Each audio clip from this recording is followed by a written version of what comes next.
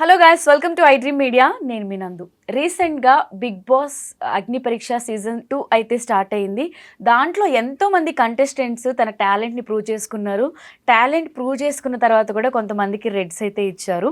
అటువంటి కంటెస్టెంట్స్ కొంతమంది అనిపించింది, అంటే వీళ్ళు బిగ్ బాస్ హౌస్లో ఉండడానికి డిజర్వ్ కదా, అరే వీళ్ళని ఎందుకు సెలెక్ట్ చేయలేదు, ఎందుకు చూస్ చేయలేదు. అసలు ఈసారి అగ్ని పరీక్ష సీజన్ 2 అంటేనే మొత్తం అంతా రోస్టింగ్ జరుగుతుందన్నమాట.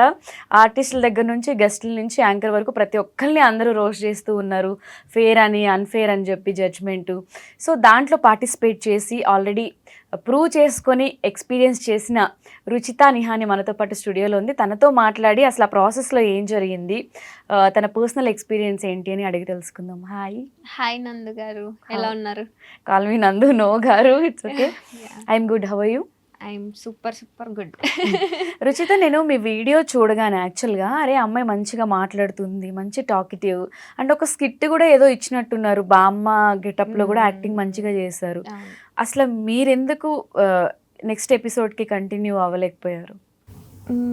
రీజన్స్ అంటూ నాకు ఏం తెలియదండి. మేబీ వాళ్ళకి నాలాంటి కంటెస్టెంట్ ఇంకెవరైనా దొరికి ఉండొచ్చు, లేకపోతే ఇంకెక్కడైనా నేను వర్త్ కాదు అని వాళ్ళు ఫీల్ అయ్యి ఉండొచ్చు. మేబీ ఇంకేమన్నా ఆపర్చునిటీ ఇద్దామని అనుకోవచ్చు. సో లాట్ ఆఫ్, అంటే వాళ్ళు ఏం ఫీల్ అయ్యారు అనేది నేను చెప్పలేను కదా. ఐ గేవ్ మై 100%, ఇంకంతకంటే ఎక్కువే ఇచ్చాను. సో రిజల్ట్స్ అనేటివి మన చేతిలో ఉండవు కదా, ప్రయత్నం ఒకటే మన చేతిలో ఉంటుంది. అదైతే నేను ఫుల్ ఫ్లెడ్జ్గా చేశాను. I'm satisfied. ఓకే. ఎక్కడైనా అనిపించిందా అంటే ఇది అన్ఫేర్ అని? నేను చాలా వీడియోస్ చూశాను. కొంతమంది ఆ స్టేజ్ దగ్గర వెళ్ళిన తర్వాత ఎక్కువ పర్ఫామ్ చేయలేకపోవడం, ఎక్కువ ఎక్స్ప్లెయిన్ చేయలేకపోవడం, తడబడ్డం వల్ల కొంతమంది రిజెక్ట్ అయ్యారు, రెడ్స్ తీసుకున్నారు. బట్ మీరు మంచిగా మాట్లాడారు, మంచిగా ప్రజెంట్ చేసుకున్నారు. ఊరు గురించి కూడా క్యూట్ విలేజ్ అని, అంటే అక్కడ శ్రీముఖి హోస్ట్లా ఎలా అయితే గలగలా మాట్లాడుతూ ఉంటుందో ఈక్వల్గా మీరు కూడా ఆల్మోస్ట్ డామినేట్ చేస్తారనే చెప్పుకోవచ్చు. అలా మాట్లాడిన తర్వాత కూడా మీకెందుకు రెడ్ వచ్చింది? అదే అండి, షో ఫార్మాటే అలా ఉంటుంది. అంటే మీరు ఒకటి, ఇప్పుడు మీరు యాంకర్ అనుకోండి. సో యాంకర్కి మించింది మీ దగ్గర ఏది ఉంది? మీరు టాకటివ్, ఓకే, అర్థమైంది. దానికి మించింది ఏది ఉంది? నేను యాక్టింగ్ చేస్తాను, ఎంటర్టైన్ చేస్తాను, నేను మాట్లాడగలుగుతా. సో నాకు అంతకన్నా మించింది ఇంకొకటి ఏది ఉంది? సో ఆ డిగ్గింగ్ ప్రాసెస్లో అనేటిది కొన్ని డిబేట్స్ జరగడం జరుగుతుంది, కొన్ని టాస్క్లు ఇవ్వడం జరుగుతుంది. సో ఆ పర్ఫామ్ చేసే టైంలో అభిజిత్ గారికి నేను కొన్ని పాయింట్స్ పెట్టాను. సో సమ్వేర్ ఎల్స్ ఆయన నాకు ఏం టాస్క్ ఇచ్చారు అని అంటే, రుచిత మీరు అభిజిత్ ఇద్దరు హౌస్లో ఉన్నారు, సో ఫుడ్ గురించి గొడవ పడండి అని చెప్పారు. సో ఫుడ్ గురించి గొడవ పడ్డప్పుడు అన్నప్పుడు నేను అభిజిత్ గారు ఎందుకు తిన్నాను నా ఫుడ్ అంటే, నామినేట్ చేసేసే నన్ను అని అన్నారు. నామినేట్ కాదండి, అలా ఎలా తింటారు ఫుడ్? ఇప్పుడు అందరికి ఈక్వల్గా ఉండాలి కదా, మీరు అలా ఎలా తింటారు చెప్పకుండా? సో దాన్ని నాకు రీజన్ కావాలి. And you are a mind gamer. So and ఒక మైండ్ గేమర్ అనే వాళ్ళు ఎప్పుడైనా కూడా అలా ఒక రీజన్ లేకుండా ఫుడ్ తినరు. సో మీరు తినడానికి ఒక రీజన్ ఉంది అని చెప్పి నేను పొగుడుతూ అందులో కూడా ఒక మంచి పాయింట్ పెట్టి చెప్పాను. సో ఆ ప్రాసెస్లో ఐ డోంట్ నో తను ఏం ఫీల్ అయ్యారో నాకు తెలియదు, కానీ ఆ హౌస్ హార్మనీ, అంటే హౌస్ నుంచి బయటకు వచ్చారు, అంటే స్టేజ్ పైకి వచ్చారు. స్టేజ్ పైకి వచ్చి నీ లుక్స్ అవి ఇవి అనుకుంటే ఏదో మాట్లాడారు. సో అక్కడ బాడీ షేమింగ్ చేస్తున్నారా అది ఇది అని చెప్పి నేను డిఫెండ్ చేసుకున్నాను. ఆ బాడీ షేమింగ్ అనే వర్డ్ టెలికాస్ట్ చేయలేదు. ఆ ముందుది ఏంటి, నన్ను పర్సనల్ గా అటాక్ చేస్తున్నారా మీరు అనే పాయింట్ అయితే నేను పెట్టడం జరిగింది. సో సమ్వేర్ ఎల్స్ పర్సనలైజ్డ్ అయిపోయారా ఆయన, అది ఎందుకో తీసుకోలేకపోయారా, మేబీ ఇంకేమన్నా కొత్తదనం చూద్దాం అనుకున్నారా? సో అది అర్థం కాలేదు. సమ్వేర్ ఎల్స్ కొంచెం పర్సనల్ గా తీసుకున్నట్టు నాకైతే అనిపించిందండి, హానెస్ట్ గా. జడ్జెస్ పర్సనల్ గా తీసుకున్నట్టు అనిపించింది. అభిజిత్ గారు ఆ కాన్వర్జేషన్ ఎందుకో కొంచెం పర్సనల్ గా తీసుకున్నారు. ఇప్పుడు వాళ్ళే స్కిట్ ఇచ్చి ఇప్పుడు వాళ్ళు ఏమంటున్నారు, సోషల్ మీడియాలో మాట్లాడుతూ కూడా ఒక కంటెస్టెంట్ ని అన్ని విధాలుగా టెస్ట్ చేస్తేనే వాళ్ళు హౌస్ లోకి ఎలిజిబులా కాదా అనేది మేము చేస్తున్నామని క్లియర్ గా చెప్తున్నారు. వాళ్ళే స్కిట్ ఇచ్చినప్పుడు వాళ్ళు ఎందుకు పర్సనల్గా తీసుకుంటారు? అది నాకు అర్థం కాలేదు. సమ్వేర్ ఎల్స్ నేనే మిస్అండర్స్టాండ్ చేసుకొని ఉండొచ్చు ఆ ప్రాసెస్ని, మేబీ నాకు అర్థం కాకపోవచ్చు. సో ఎవరి ఒపీనియన్ వాళ్ళకు ఉంటుంది కదా. సో యాజ్ అ జడ్జ్ కన్నా కూడా నాకు ఎందుకో ఒక 1-2% కంటెస్టెంట్ కిందికి వచ్చినట్టు అనిపించింది నాకు. ఐ ఫెల్ట్, అక్కడ నాకు అర్థమైంది, అయ్యో ఏదో సిచ్యువేషన్ ఏదో గయబ్ అవుతుంది, ఇంకా కొంచెం నేను అలర్ట్గా ఉండాలి అని చెప్పి I said sorry also. Okay. నేను సారీ అని కూడా చెప్పాను అనమాట. అంటే సారీ అని చెప్పింది శ్రీముఖి గారు ఇంటరప్ట్ చేసి ఫుడ్ తినింది అభిజిత్ గారు కాదు నేను తిన్నాను అని అంటే, ఓకే సర్లే ఎందుకు ఇంకా గొడవ పెట్టుకోవడము అని చెప్పేసి ఐ సెడ్ సారీ. సో అక్కడ జెన్యున్ ప్రాసెస్ జరుగుతుంది అండ్ జెన్యున్ గానే అందరు ఒక కంటెస్టెంట్ లో వాళ్ళకి ఏది చూపించాలి అని అనుకుంటున్నారు కాకుండా వాళ్ళు ఏం చూద్దాం అనుకుంటున్నారు అంటే ఇప్పుడు ఎంటర్టైన్మెంట్ పర్పస్ లోనే వస్తారు కొంచెం ఎంటర్టైన్మెంట్ చేద్దాం. సో అది కాదు, వాళ్ళకి ఆ కంటెస్టెంట్ నుంచి ఇంకేదో ఒక పాయింట్ కావాలి అని అనిపించిన ఆ టైంలో కొన్ని వర్డ్స్ యూజ్ చేయడం, అది దట్టు అడగాల్సిన పద్ధతిలో కాకుండా కొంచెం వేరే రకంగా అడగడం వల్ల కొంచెం కంటెస్టెంట్స్ హర్ట్ అవ్వడం జరిగింది. సో ఆ ప్రాసెస్ ఆల్ అబౌట్ అగ్ని పరీక్ష అంటేనే ఇంకా అన్ని రకాలుగా పరీక్షలు పెడతారు, అవన్నీ తట్టుకొని ఆ మైండ్ గేమ్స్ ఆ మాటల్ని ప్రతిదీ తట్టుకొని మనం నిలబడి చూపించాలి.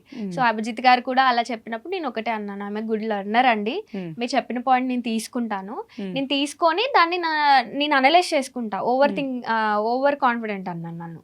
సో ఓవర్ కాన్ఫిడెంట్ అంటే నేనైతే ఓకే మీరు నాకంటే చాలా జీవితం చూసిన వాళ్ళు ఒక సజెషన్ ఇచ్చారు ఓవర్ కాన్ఫిడెంట్ అని చెప్పి, సో దాన్ని నేను అనలైజ్ చేసుకుంటాను. ఇన్ కేస్ నిజంగా నేను ఓవర్ కాన్ఫిడెంట్ అని నేను నిజంగా ఫీల్ అయితే దాన్ని ఇంప్లిమెంట్ చేస్తా, అదర్వైజ్ నేను తీసేస్తా. But thanks for the suggestion అని చెప్పేసి ఐ వెంట్ అవుట్. సో అది కూడా వాళ్ళకి కాలినట్టు అనిపించింది మీకు. మరి ఇదంతా ఫస్ట్ డే షూట్ ఒక వీడియోలో ఇది చూసాం, మరి నెక్స్ట్ డే మళ్ళీ పిలిచారా? అది బామ్మ గెటప్ వేసి అది కూడా చేశారు కదా, అది త్రూ అవుట్ అండి.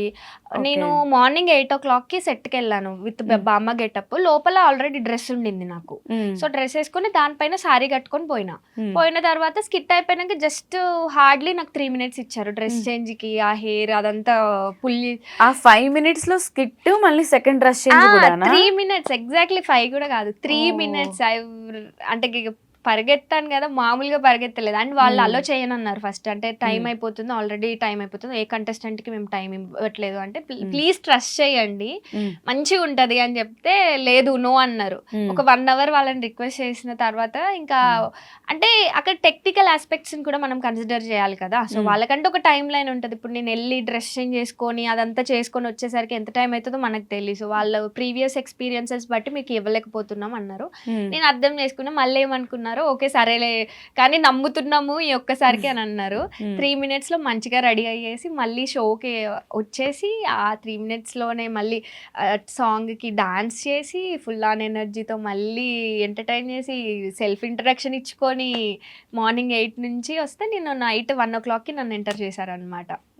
సో చాలా ఇదిగా ఉండే.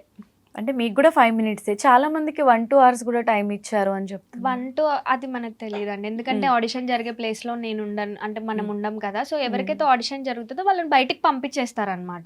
ఓకే. సో నాకైతే ఆల్మోస్ట్ 45 minutes దాకా జరిగినట్టుంది. 45 minutes వరకు టైం ఇచ్చారు. అండ్ ముందు చెప్పారు కూడా 5 minutes టైం ఉంటది అంటే అదేంటి 5 minutes అలా ఇలా అండి, 5 minutes లో ఏం చెప్తాం, అసలు ఇంట్రోనే కాదు కనీసం, నేను ఇక్కడ నుంచి వచ్చా పలానా అంటే లేదండి అదే చెప్తున్నా, మీరు హుక్ చేయగలగాలి జడ్జెస్ ని, వాళ్ళని పట్టుకోగలగాలి. వాళ్ళు ఇంట్రెస్టెడ్ గా ఉన్నారనుకో మీకు 1 hour 2 hours ఇచ్చినా మేము ఆశ్చర్యపోని అవసరం లేదు, అది మీ ఇష్టం. కాకపోతే యాజ్ ఆఫ్ నౌ 5 minutes కంటే మీకు ఎక్కువ టైం లేదు.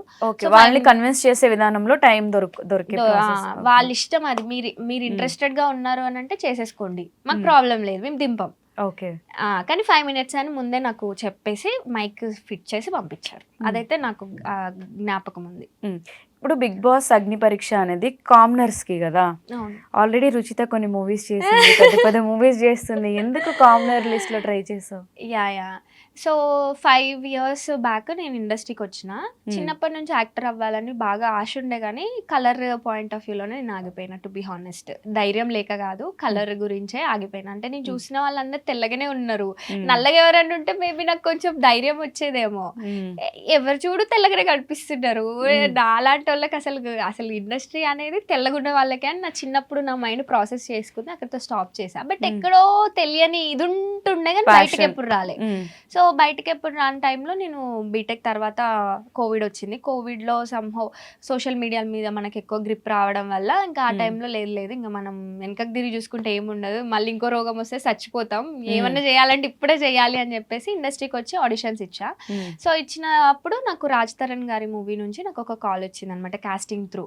నువ్వు రాజ్ తరుణ్ గారి మూవీకి సెలెక్ట్ అయినావు అని అంటే, నేనా oh my God, Raj Tarun movie, Raj Tarun కి ఫ్రెండ్ గా అంటే ఇంకా సంకల్ గుద్దుకుంటే వెళ్తే అక్కడ బ్యాక్గ్రౌండ్ లో యూజ్ చేశారు నన్ను.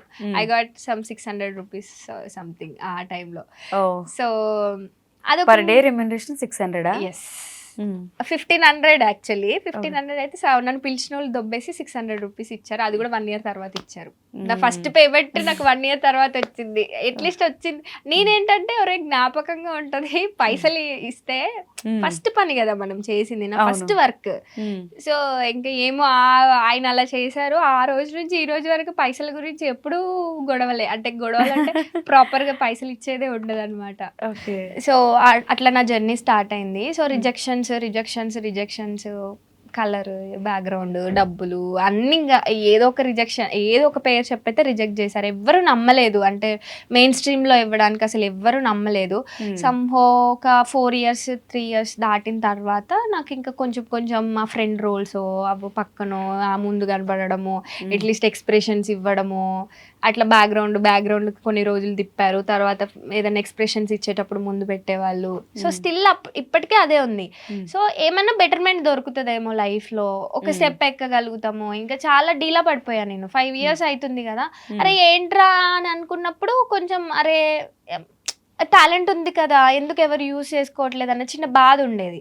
సో ఆ ప్రాసెస్ లోనే నాకు అగ్ని పరీక్ష ఇది వచ్చింది. నేనేమనుకున్నా అంటే సెలబ్రిటీ లాగా పోదామని, నా లాంగ్ టర్మ్ గోల్. సో కాకపోతే ఇంకా వర్కౌట్ అయితలేవు, సిచ్యువేషన్స్ ఏవి వర్కౌట్ అయితలేవు. సో ఆపర్చునిటీస్ అనేవి మనమే క్రియేట్ చేసుకోవాలి. ఎవరో నీకు పిలిచి హారతి బట్టి ఇవ్వరు అనేది అయితే తెలుసు. కానీ ఇంకా బాగా ఎక్స్పీరియన్స్ అయిన తర్వాత ఇంకా వెళ్ళాను అనమాట. అగ్ని పరీక్ష త్రూ వెళ్దాము, ఎంతో కొంత ఫేమ్ అయినా వస్తుంది కదా అంటే నౌ ఐఎమ్ హియర్. మొత్తానికి ఫేమ్ అయితే వచ్చింది కదా. ఫేమ్ అయితే వచ్చింది. ఆ ప్లేస్ లో ఆ టైం కూడా ఎవరికి దొరకలేదు. ఐఎమ్ గ్లాడ్ అనుకుంటా. అండ్ నేను అగ్ని పరీక్ష షోకి చాలా రుణపడిపోయి ఉంటాను. అంటే నాకు చాలా రెస్పెక్ట్ ఆ షో అంటే.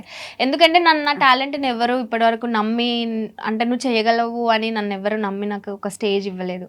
సంహో టీం నమ్మిందో, అక్కడ ఒక పర్సనే నమ్మారో, ఎవరు నమ్మారో నాకు తెలీదు. సో వాళ్ళని నేను గాడెస్గానే అనుకుంటా. సో ఆ ఆపర్చునిటీ ఇచ్చి నువ్వు ప్రూవ్ చేసుకో అని ఒక వండర్ఫుల్ ఆపర్చునిటీ ఇచ్చారు. రేపటి రోజున నేను రిజెక్ట్ అయినా సంహో ఏది జరిగినా కూడా ఇది ఒక మంచి ఎక్స్పీరియన్స్, నాకు ఛాలెంజింగ్ ఉన్నది. అరే ఇప్పుడు రిజెక్ట్ అయినాం కదా, నెక్స్ట్ సెలబ్రిటీ లాగానే వెళ్దామన్న హోప్ క్రియేట్ అయింది. అండ్ రిజెక్షన్స్ చూసి కూడా నాకేం కొత్త కాదు ఇవన్నీ. సో ప్రాసెస్లో ముందుకెళ్ళడమే నా పద్ధతి తప్ప అక్కడ ఏదో రిజెక్ట్ అయినాను అని చెప్పి అక్కడ ఆగిపోయి ఇంకా అక్కడే పట్టుకొని దాని గురించి టైం వేస్ట్ చేసేట అయిపోతే కాదు నేను. So I'm happy. నీ కాన్ఫిడెన్స్ నచ్చింది నాకు. Thank you. సో ఎన్ని రెడ్స్ వచ్చాయి, ఎన్ని గ్రీన్స్ వచ్చాయి? 2 greens వచ్చాయి. అభిజిత్ గారు రెడ్ ఇచ్చారు. ఆయన కూడా ఒకవేళ ఇచ్చుంటే, గ్రీన్ ఇచ్చుంటే టాప్ 15లో ఉండేదాన్ని డైరెక్ట్. బట్ హోప్ ఇంకా కాలేదు. అది మనం ఏదన్నా అనుకున్నది అవ్వకపోవడమే కదా జీవితం అంటే. చిన్న ఏజ్ లో చాలా ఎక్కువ ఎక్స్పీరియన్స్ అయినట్టు. యా చిన్నప్పటి నుంచి చాలా స్ట్రగుల్డ్ ఫ్యామిలీ, స్ట్రగుల్డ్ చైల్డ్ నేను. సో అమ్మ నాన్న కూడా చిన్న 0 నుంచి స్టార్ట్ అయ్యి వాళ్ళ కెరియర్ ని బిల్డ్ చేసుకున్నారు. అదే నేను ఆ ప్రోమో వీడియోలో చూసాను, చిన్నప్పుడు పాంప్లెట్స్ వేసాను అని చెప్పి స్ట్రగ్లింగ్. అయితే మేము దానికన్నా ముందు మేము చాటల ఐడియా ఉన్నాయా, మేదరోళ్ళం అనమాట. సో నేను చాటలు, బుట్టలు, తడికలు కూడా ఊర్లలో అమ్మేదాన్ని అనమాట, ఊరు తిరిగి. సో అలాంటి ఆ కైండ్ ఆఫ్ ఇది నుంచి వచ్చిన అమ్మాయిని నేను. అండ్ పత్తెరడము, కలవడము, కలుపు తీయడము, ఇంకా ఎవ్రీథింగ్, వ్యవసాయం కూడా నాకు వచ్చు. అన్ని చేసిన నేను. ఇది చేయలేదు అది చేయలేదని కాదు. తర్వాత బీటెక్ కోసం అని హైదరాబాద్ వచ్చినప్పుడు ఇంకా ఫ్యామిలీకి సపోర్ట్గా ఉండాలి, నా కాళ్ళ మీద నేను నిలబడాలి అన్న టైంలో నేను బీటెక్ చేస్తూనే ప్యారలల్గా పాంప్లెట్స్ పంచేదాన్ని రోడ్ల మీద. అంటే వెంచర్స్ ఉంటాయి కదా, అండ్ టెలికాలర్గా వర్క్ చేసిన, తర్వాత సేల్స్ గర్ల్గా వర్క్ చేసిన, తర్వాత అసిస్టెంట్ ఇంజనీర్గా హైవేస్లో జాయిన్ అయిన సివిల్ ఇంజనీరింగ్ మీద, ఆటో క్యాడ్. సో దాని తర్వాత కోవిడ్ వచ్చింది. కోవిడ్ తర్వాత ఇటు వచ్చా. ఇప్పుడు జాబ్ లేదు, కంప్లీట్ ఇంటూ ఇండస్ట్రీ. అంటే అంత కాన్ఫిడెన్స్, ఇండస్ట్రీలో సక్సెస్ అంత ఈజీగా రాదు కదా. ఇప్పుడు ఆల్రెడీ మనం లో ప్రొఫైల్ నుంచి స్ట్రగుల్ చేసుకొని ఇక్కడికి వచ్చిన తర్వాత మళ్ళీ ఇండస్ట్రీ అంటే మళ్ళీ 0తో స్టార్ట్ చేయాలి. ఆ కాన్ఫిడెన్స్ అవన్నీ ఎలా వచ్చాయి? అంటే మనీ కూడా ఇంపార్టెంటే కదా! Money important. అంటే చిన్న వయసులోనే నేను మనీ చూసిన. అంటే నా సొంత చేతులతో సంపాదించడం నాకు తెలుసు. అది రూపాయైనా, రూ. 5 సో, ఆ సంపాదించే క్వాలిటీ నాకు చిన్నప్పటి నుంచే ఉండడం, మా పేరెంట్స్ అది అలవాటు చేయడమో ఏమో గానీ, నాకు డబ్బు మీద వ్యామోహం లేదనమాట. అంటే డబ్బే జీవితం అని నాకు లేదు. డబ్బు కావాలి. అయ్యో! అది లేకుంటే ఎట్లా? అది కావాలి. కాకపోతే దానికోసమే నేను ఏ పనులు చేయలేదు. ఇండస్ట్రీకి వచ్చిన తర్వాత చాలా స్ట్రగుల్స్, ఫినాన్షియల్‌గా అయితే చాలా స్ట్రగుల్స్ అయినాయి. తర్వాత మేకప్ ఆర్టిస్ట్‌గా వర్క్ చేశా, యాంకరింగ్ చేశాను. తర్వాత ఏడీగా వర్క్ చేయడం జరిగింది. సో, నాకొచ్చిన ఏ పనిని నేను వదలలేదనమాట. Till today. All rounder. And అగ్ని పరీక్ష నాకు ఆడిషన్ ఉన్న రోజు కూడా నాకు నైట్ అంతా షూట్ ఉండింది. షూట్ ఉంటే మళ్ళీ మార్నింగ్ 4:00 వచ్చి నేను రెడీ అయ్యి ముసలమ్మ గెటప్ వేసుకొని 8:00 అన్నపూర్ణకి వెళ్ళిన తర్వాత నైట్ 1:00 నాకు ప్యాకప్ అయితే 1:00 మళ్ళీ నేను సెట్కి వెళ్ళి షూట్ చేసుకొని మళ్ళీ నెక్స్ట్ డే కూడా షూట్ చేసి మళ్ళీ వచ్చా. సో యా, అంటే నాకు చాలా ఇష్టం అది. అప్పుడే నాకు ప్రశాంతంగా నిద్ర పడుతుంది ఆ పని ఉంటే. ఓకే. సో ఇప్పుడు మంచి మంచి మూవీస్ అంటే పెద్ద మూవీస్ లిస్టే ఉంది కాబట్టి దాంట్లో క్యారెక్టర్స్ పెద్ద క్యారెక్టర్స్ పడినవి మనం లేదు. అదే ప్రాబ్లం వచ్చింది. ప్రతి ఒక్కరు ఏదో క్యారెక్టర్ అని పిలుస్తారు, డైలాగ్స్ ఇవ్వరు, ఓన్లీ ఎక్స్ప్రెషన్స్ కోసం. ఎక్స్ప్రెషన్స్ ఎవరికి గుర్తుంటాం? ఎక్స్ప్రెషన్స్ ఉంటాయి. అంటే దాంతో ఒక సినిమా కూడా ఏది రాదు. సో నేను పెద్ద పెద్ద మూవీ స్టార్స్ మూవీస్ చేశాను, బట్ ఎప్పుడు ఎక్కడ నాకు రికగ్నైజేషన్ రాలేదు. మెయిన్ రీజన్ ఇప్పుడు ఈ కలర్ గురించి డిస్కషన్ వచ్చింది కాబట్టి మనం ఓల్డ్ హీరోయిన్స్ వీళ్ళని తీసుకుంటే చాలా మంది డస్కీ కలర్తో ఉన్న వాళ్ళు కూడా పెద్ద పెద్ద హీరోయిన్స్ అయిన వాళ్ళు ఉన్నారు కదా. అలా ఇండస్ట్రీ వాళ్ళే కలర్ రీజన్ చెప్పినప్పుడు వాళ్ళకి మీరు ఇచ్చే ఆన్సర్ ఏంటి? So beautiful question actually. Thank you so much first అడిగినందుకు. ప్రతి ఆడిషన్కి వెళ్తాం కదా, వాళ్ళు అప్పుడే నువ్వు రిజెక్టెడ్ లేకపోతే నువ్వు సెలెక్టెడ్ అని చెప్పరనమాట. సో చెప్పినప్పుడు సమ్వేర్ ఎల్స్ మనకి మనం కాల్ చేసి అడుగుతున్న టైంలో సారీ రుచిత ఇంకా అర్థం చేసుకో అన్నట్టు అలా ఒకటి ఏదో కన్వే చేస్తారు. అప్పుడు నేను ఒకటే అనుకుంటా, నేను సినిమాలో చేయకపోతే మీరే నష్టపోతారు. ఎందుకంటే నేను ఒక గొప్ప యాక్టర్ని, నన్ను వాడుకోలేకపోవడం మీ దురదృష్టం, నేను ఉండకపోవడం నా దురదృష్టం అయితే అస్సలు కాదు. ఏదో ఒక రోజు నన్ను వాడుకునే డైరెక్టర్ దొరుకుతాడు, వాళ్ళు లాభం పొందుతారు. ఇప్పుడు మీకు ఆ బ్యాడ్ లక్ అని చెప్పేసి నాకు నేను సర్ది చెప్పుకొని ఉంటా. ఓకే. సో దట్ అదే ఎప్పుడు అలానే యూజ్ చేసుకుంటా నా లైఫ్లో. నేను నాకు పోయేది ఏం లేదు, నేను యాక్టర్ని. నేను ఎన్ని వేస్లో కావాలంటే అన్ని వేస్లో, నేను ఎక్కడ కావాలంటే అక్కడ నేను ప్రూవ్ చేసుకుంటూనే ఉంటా. ఇట్స్ బిన్ 5 years అయినా ట్రై చేసా. సో ఇప్పుడు అగ్ని పరీక్ష అని వచ్చింది, ఇక్కడ ట్రై చేసా. నెక్స్ట్ ఇంకొక షో వస్తుంది, దానికి ట్రై చేస్తా. సో ఇక్కడ ఏది మిస్ అవుతుంది అని అంటే నా ప్రజెన్సే మీకు మిస్ అవుతుంది తప్ప నాకేం మిస్ అవ్వదు కదా. ఒక సినిమా కాకపోతే ఇంకొక సినిమా ట్రై చేస్తూనే ఉంటా. I'm a good learner. Parents ఏం చేస్తుంటారు? మా మమ్మీ చిన్నప్పుడు టీచింగ్ చేసేవాళ్ళు. సో కొంచెం ప్రాబ్లమ్ అయ్యి మమ్మీ మానేశారు. మేము మాకే చిన్న బిజినెస్ ఉంది, అదే చూసుకుంటాం. బ్యాంబూ బిజినెస్, మేదురోళ్ళం మేము. సో అదే చూసుకుంటాం. అండ్ చిన్నప్పటి నుంచి మేము ఇప్పుడు నాకు 27 years. సో 26 years వరకు మేము ఈ ఇయర్ ఇల్లు కట్టుకున్నాం అనమాట. సో దానికంటే ముందంతా మాది పూరి గుడిసే. ఎలక పొక్కలు కూడుపుకుంటూ మా మమ్మీ అండ్ వర్షం వచ్చినప్పుడు మా అమ్మని నన్ను మా తమ్ముడిని మంచాట్లో పడుకోబెట్టి వాళ్ళు కూర్చొని ఉండేవాళ్ళు అనమాట. So that kind of family, అంటే ఆ బ్యాక్గ్రౌండ్ నుంచి వచ్చిన నేను. సో నేను కింద పడ్డది చూసా, లేచింది చూసా, అన్నీ చూసా. ఏది చూడలేదు అన్నట్టు ఏది లేదు, అన్నీ మంచి మంచి ఎక్స్పీరియన్సెస్ ఉన్నాయి నాకు. సో అందుకే చాలా ఇంత స్ట్రాంగ్గా ఉండడానికి రీజన్ కూడా మా అమ్మ నాన్ననే. సో అంతలాగా చేసి వాళ్ళు ఈరోజు ఒక ఇల్లు కట్టుకొని ఇంత మంచిగా ఉన్నారని అంటే ఇంకా గొప్ప ఇన్స్పిరేషన్ ఏముంటుంది నాకు. దట్టు అన్ని ఫెసిలిటీస్ మన చుట్టూ పెట్టుకొని కూడా ఇంకెందుకు బాధపడేది. ఇది కాకపోతే ఇంకొకటి కాకపోతే ఇంకొకటి చేస్తూనే ఉంటా, అంతేగాని గివ్ అప్ అయితే.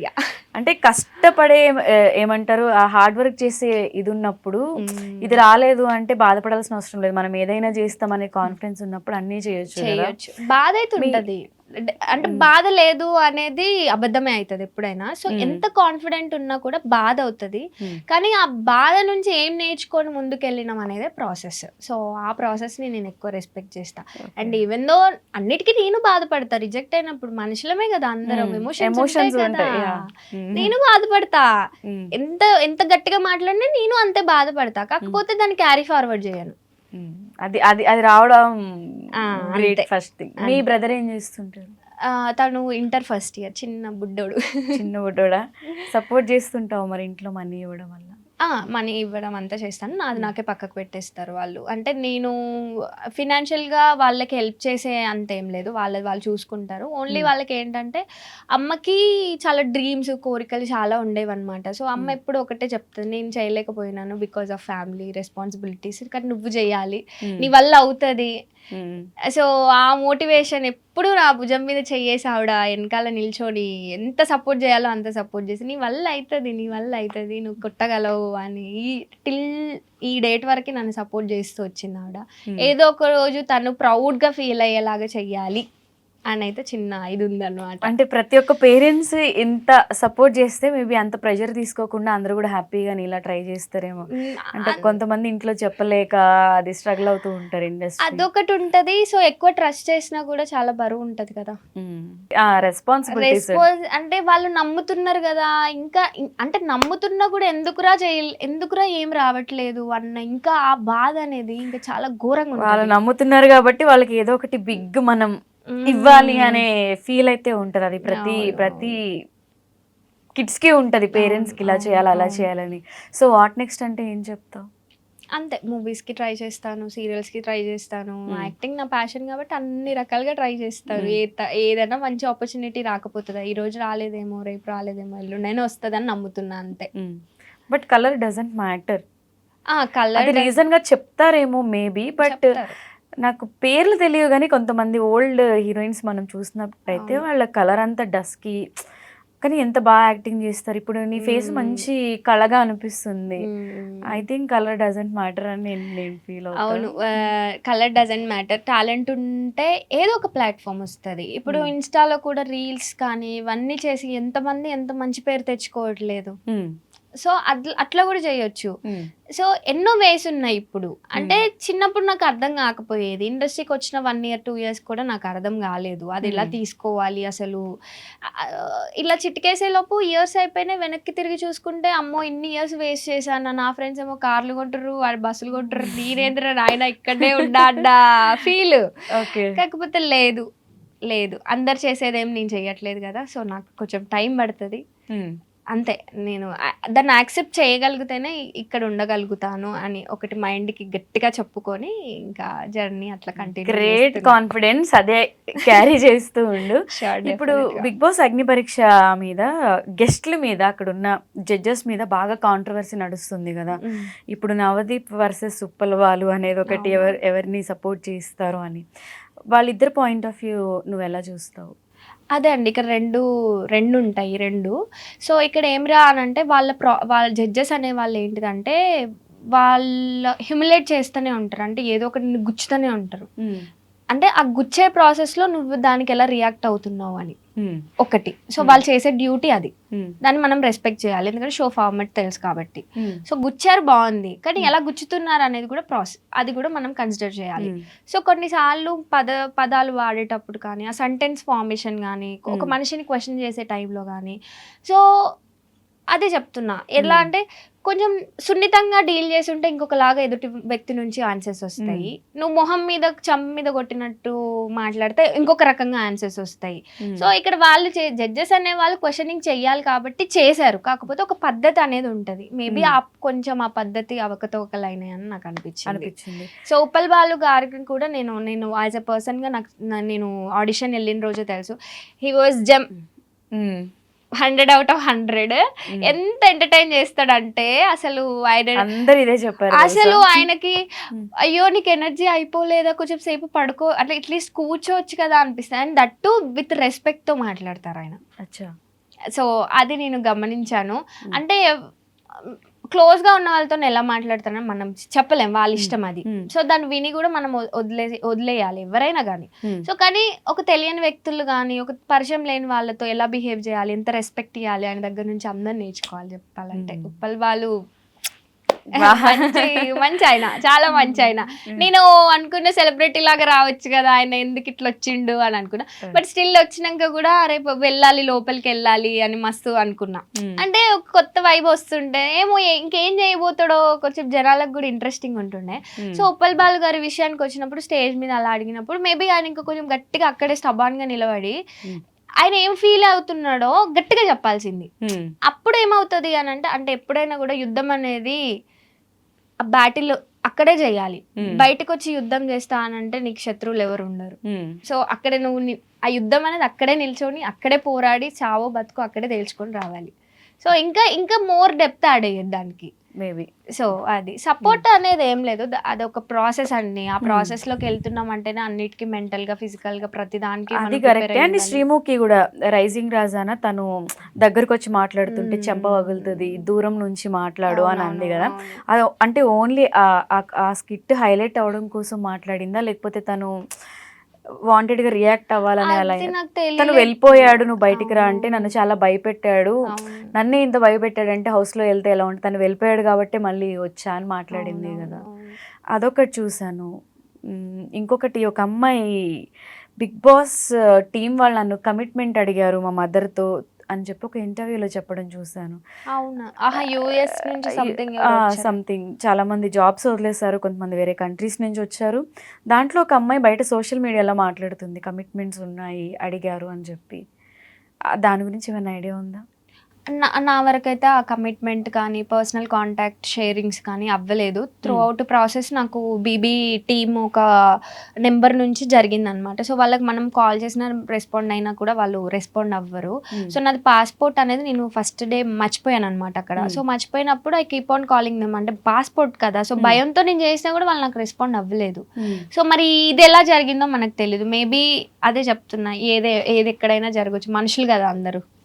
సో అది జరిగింది అనేది నాకు ప్రూఫ్ లేదు కాబట్టి నాకు తెలీదు.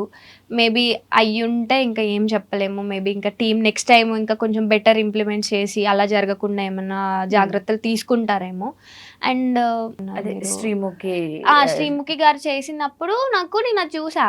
అది స్కిట్ లో భాగంగా అన్నారో నార్మల్ గా అన్నారో నాకు అర్థం కాలేదు. స్టిల్ డైలమాలోనే ఉన్నా. ఓకే. సో నాకు అది అర్థం కాలేదు. హౌ ఎవర్ అలా అంత హార్ష్గా స్కిట్ అయితే నేను యాక్సెప్ట్ చేస్తాను. స్కిట్ కాకుండా అంటే మాత్రం నాట్ యాక్సెప్టబుల్ అండి, అస్సలు నో.